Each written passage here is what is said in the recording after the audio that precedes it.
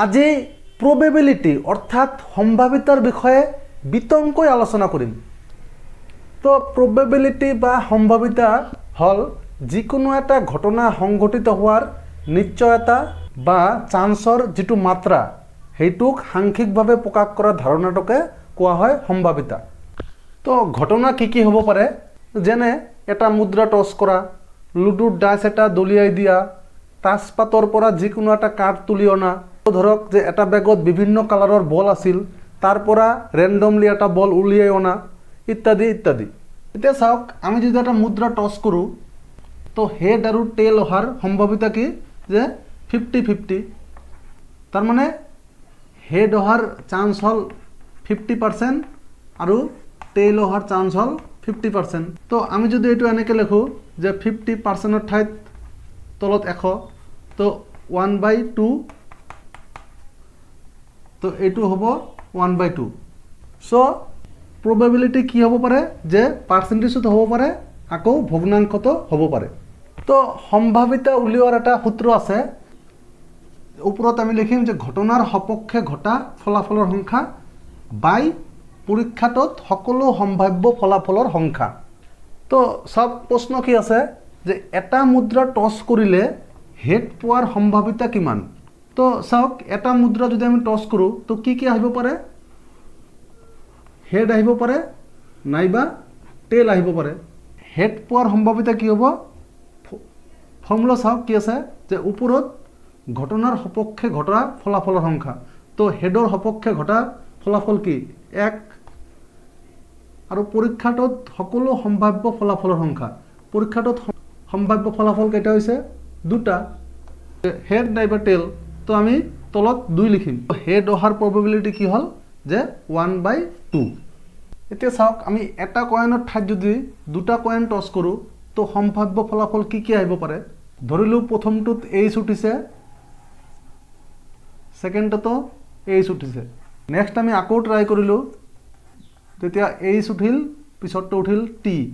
আমি আকৌ টছ কৰাত প্ৰথমটোত উঠিল টি, ছেকেণ্ডটোত উঠিল এইচ। আকৌ এবাৰ টছ কৰাতে দুয়োটাতে টেইল উঠিলে। এইবাৰ চাওক, যে দুয়োটা মুদ্ৰা যদি আমি টছ কৰোঁ তো সম্ভাব্য ফলাফল কিমানটা হয়, 4টা। এতিয়া চাওক, আমি যদি 3টা মুদ্ৰা লওঁ আৰু টছ কৰোঁ তো কি হ'ব, সাপোজ প্ৰথমটোত এইচ, ছেকেণ্ডটোতো এইচ উঠিল, তৃতীয়টোতো এইচ উঠিল, আৰু বাকী কেইটা চাওক কেনেকৈ উঠিছে। তো আমি 3টা মুদ্ৰা টছ কৰাতে সম্ভাব্য ফলাফল কিমান হ'ল, 1, 2, 3, 4, 5, 6, 7, 8। এতিয়া চাওক, আমি কি দেখিলোঁ, যে এটা মুদ্ৰা টছ কৰিলে সম্ভাব্য ফলাফল হয় 2, 2টা মুদ্ৰা টছ কৰিলে হয় 4, আৰু 3টা মুদ্ৰা টছ কৰিলে হয় 8। এতিয়া আমাক যদি পৰীক্ষাত দিয়ে যে 5টা মুদ্ৰা টছ কৰিলে সম্ভাব্য ফলাফলৰ সংখ্যা কিমান, তো আমি কি এইদৰে H H H T T লিখি থাকিম নেকি? এনেকৈ যদি আমি লিখি থাকোঁ আমাৰ বহু সময় নষ্ট হ'ব। যে এইটো আমি এটা সূত্ৰৰ সহায়ত উলিয়াম।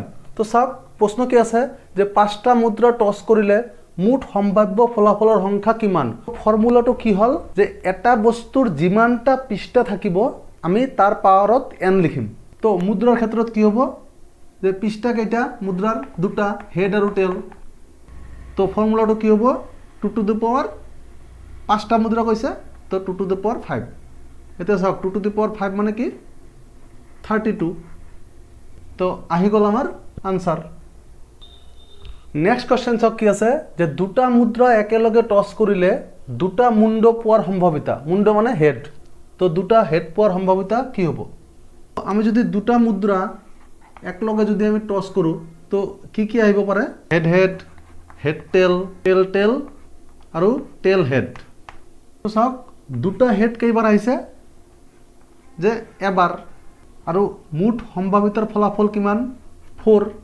সম্ভাৱিতা কি হ'ব, যে টোটাল ফলাফল কিমান হ'ব পাৰে, 4, আৰু ফলাফলৰ সপক্ষে কিমান গৈছে, 1। তো সম্ভাৱিতা হৈছে 1/4, অপশ্যন বি। পিছৰ প্ৰশ্ন চাওক কি কৈছে, যে 3টা মুদ্ৰা একেলগে টছ কৰিলে অতি কমেও 2টা হেড পোৱাৰ সম্ভাৱিতা কিমান। তো আমি যদি 3টা মুদ্ৰা একেলগে টছ কৰোঁ তো কি আহিব পাৰে যে হেড হেড হেড এনেকুৱা 8টা ফলাফল আহে। এতিয়া কোৱেশ্যনত কি কৈছে চাওক যে অতি কমেও দুটাতকৈ বেছি থাকক কোনো কথা নাই, তো দুটা বা ইয়াতকৈ বেছি থকা হেড পোৱাৰ সম্ভাৱিতা, তো দুটা বা ইয়াতকৈ বেছি হেড ক'ত আছে যে চাওক ইয়াতে 3টা আছে, তো এইটো এইটো এইটো এইটো আৰু নাই, তো মুঠ কিমান হৈছে 4টা। তো সম্ভাৱিতা কি হ'ব, মুঠ সম্ভাৱ্য ফলাফল আছিল 8 আৰু ঘটনাৰ সপক্ষে কেইটা কৈছে যে 4টা। এতিয়া আমি 4ৰে কটাকটি কৰিম, 4 1 গুণ 4 4 2 গুণ 8, তো আনসাৰ হ'ল 1/2 অপশ্যন এ। তো নেক্সট আহিছোঁ লুডুৰ ডাইচ। তো লুডুৰ ডাইচ এটা দলিয়াই দিলে কি কি আহিব পাৰে যে 1 2 3 4 5 নাইবা 6। তো মনত ৰাখিব যে লুডুৰ ডাইচৰ যি ফলাফলৰ সংখ্যা আছে তাৰ ক্ষেত্ৰতো সূত্ৰটো প্ৰয়োগ হ'ব। লুডুত কেইটা পৃষ্ঠা আছে 6টা, তো 6 to the power n। এতিয়া যদি আমি 3টা লুডুৰ ডাইচ একেলগে দলিয়াই দিওঁ তো আমি 6 to the power 3 কিমান হ'ব, এইটোৱে হ'ব আনসাৰ। এতিয়া যদি কয় যে লুডুৰ ডাইচ এটা দলিয়াই দিলে 1 পোৱাৰ সম্ভাৱিতা কিমান, তো চাওক 1 কেইবাৰ আহিছে, একবাৰ, তো আমি ওপৰত 1 লিখিম আৰু টোটাল ফলাফল কেইটা আছে 6, তো আমি তলত 6 লিখিম। তাৰমানে 1 পোৱাৰ সম্ভাৱিতা কিমান যে 1/6। এতিয়া চাওক কোৱেশ্যন কি আছে যে লুডুৰ ডাইচ এটা দলিয়াই দিলে যুগ্ম সংখ্যা পোৱাৰ সম্ভাৱিতা কিমান। তো লুডুৰ ডাইচ এটা দলিয়াই দিলে মুঠ ফলাফল কিমান পোৱা যায় যে 6টা। এতিয়া যুগ্ম কি কি আছে যে 2 4 আৰু 6, তাৰমানে মুঠ 3টা। এটাকে সম্ভাৱিতা সমান তলত কি হ'ব যে মুঠ সম্ভাৱ্য ফলাফল কেইটা 6টা আৰু ঘটনাৰ সপক্ষে মানে যুগ্ম সংখ্যা কেইটা আছে 3টা, তো ওপৰত 3 লিখিম। এতিয়া 3ৰে কাটিম, 3 1 গুণ 3 3 2 গুণ 6, তো আনসাৰ হ'ল 1/2। তো চাওক এই অপশ্যন এ। নেক্সট চাওক আৰু এটা কোৱেশ্যন দিছে যে লুডুৰ গুটি এবাৰ মাৰি পঠিওৱা হৈছে, এটা মৌলিক সংখ্যা পোৱাৰ সম্ভাৱিতা কি। তো আমি কি জানো যে এটা লুডুৰ গুটি দলিয়াই দিলে ফলাফল কেইটা আহে 6টা,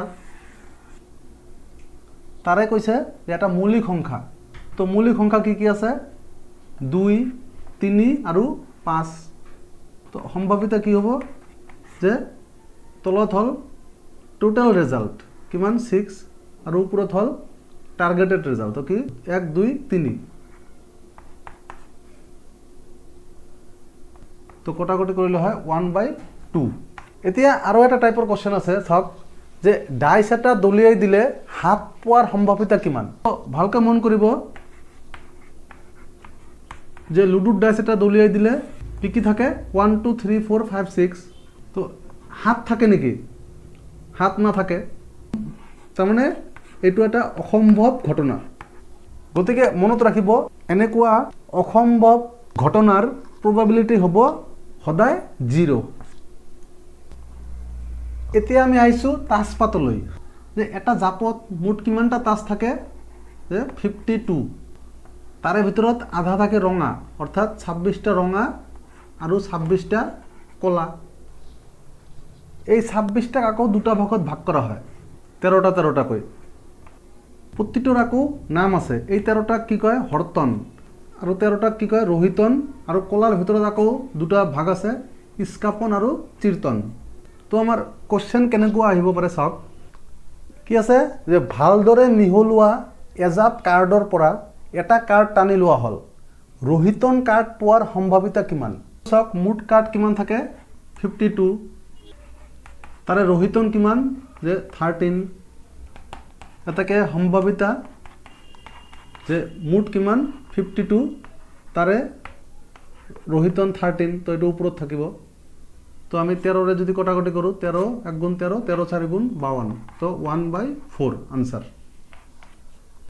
নেক্সট কোৱেশ্যন চাওক কি আছে, এটা মোনাত 24টা বল আছে, তাৰে 16টা ৰঙা আৰু বাকীকেইটা নীলা। যদি মোনাটোৰ পৰা এটা বল উলিয়াই অনা হয় তেন্তে নীলা বল পোৱাৰ সম্ভাৱিতা কিমান। তো টোটেল বল কিমান আছে 24, তাৰে কি কৈছে 16টা ৰঙা, তো ৰঙা বল আছে 16টা, বাকীকেইটা নীলা, নীলা কিমান হ'ব 24ৰ পৰা 16 গ'লে 8।